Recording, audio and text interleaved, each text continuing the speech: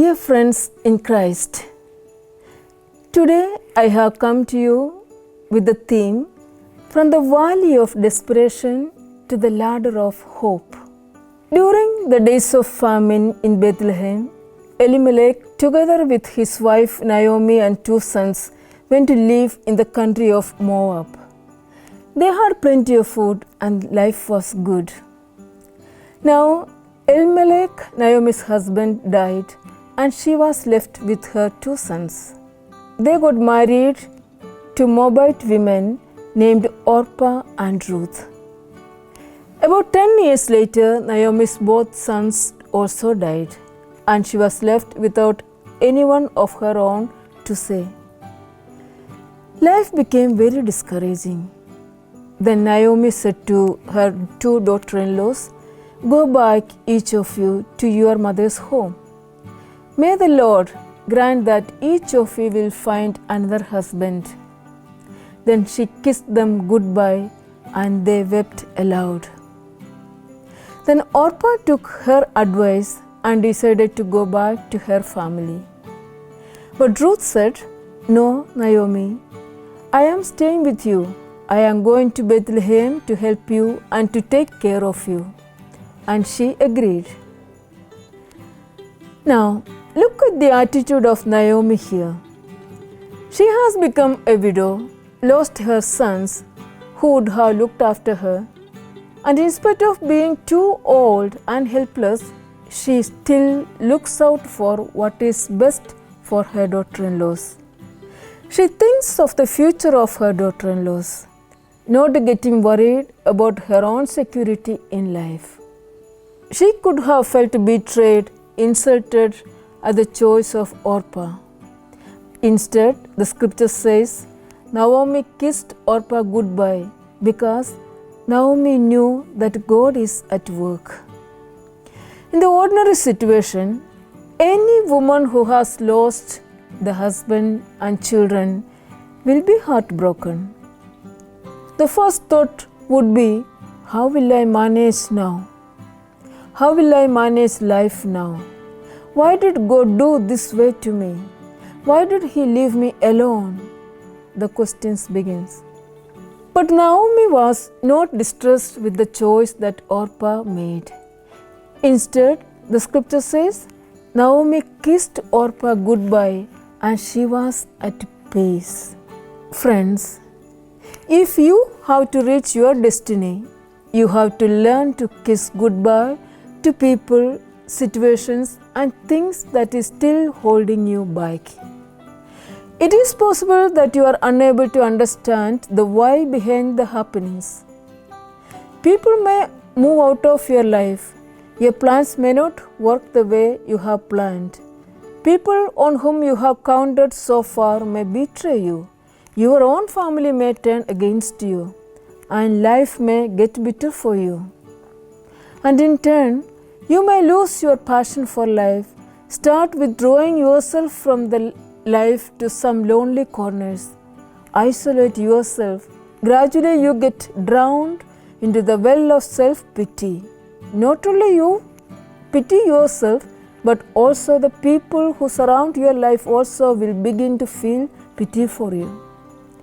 You shut all the doors of possibilities and shrink into yourself, withdrawn and alone.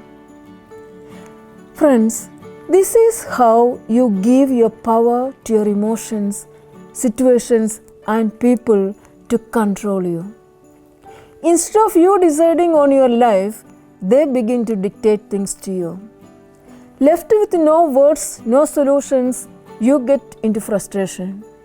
Grudges and depression begin to rule over your life. Friends, can you, like Naomi, kiss goodbye to your grudges? Kiss goodbye to the people who move out of your life? Kiss goodbye to the people who betrayed you? Kiss goodbye to your beloved ones who are no more? Remember, friends, when God takes away what was dear to you, know that He still holds what is best for you. This clearance is a necessary criteria in order to receive what He holds in store for you. Don't think in your lowest moment God has been bitter towards you. I lived a life of fullness, but all of a sudden the Lord has left me empty. No. In life, all of us experience the loss of our dear ones. All of us find at certain moments that all the doors are getting shut. Remember, they were people and opportunities that were ordained for your past and not for your present and future. Those people were the right ones for you until today and not from now on. They have played their roles and they have left you now. They were right people for a period of time, and that period of time is over now. Now the point is how to handle the loss, the grudges and the disappointments that you face. How to handle the betrayal, the bitterness. Try that your reactions don't cause the closed door to hit you back again. Instead, kiss them goodbyes. Set yourself free from all that stops you from moving forward. Kiss goodbye to the pains, to the negativity, to the discouragement, to the dear ones who are no more, to your life partner who is no more, to the children and parents who are no more. Replace the desolations and inseparability with a kiss of peace. Naomi could have been turned out to be bitter at Orpah's decision and would not have kissed goodbye and settled herself at peace. But she did it because she relied on the power of God. Naomi, who lost her husband, her sons, and the good living conditions, surrendered her self-pity, trusting in the ever-consuming wisdom of God. She knew these losses are nothing compared to the reward that is awaiting. She moved back to Bethlehem with her daughter-in-law later. Ruth married to Boaz, a wealthy man who owned a lot of property. They had a baby, and Naomi took care of this son as though he was her own. After all she had been through, all the broken dreams, all the loss while holding the baby, Naomi said in effect, I never dreamed I could be this happy, this fulfilled. The God of surprises blessed Naomi with a happiness that was never known to her so far. Naomi's latter days were better than her former days. God knows, friends, how to separate the ashes from the fire. He knows how to turn the mourning into dancing. But it would have never happened if Naomi had not kissed Orpah goodbye and let her go. Dear friends, we are trying to live in the spirit of Advent.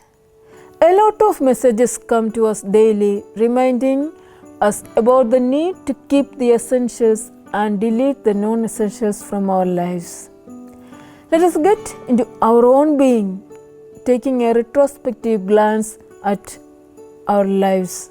Are you at peace with your life? What is causing your bitterness to reside within you still? Are you holding the grudges against a person who is no more? The very thought of whom makes you relive the bitterness of the past even in the present? Friends, it is time to kiss goodbye and stay at peace.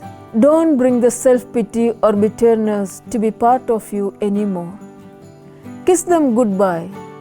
You cannot welcome the new things which God has in store into the filthy, stagnant condition of yours.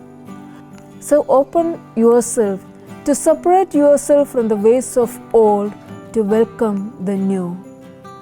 Let your being become once again a fertile ground that will bring up new life. Jesus is waiting to be born in you. Make the temple within you conducive enough for Him to dwell.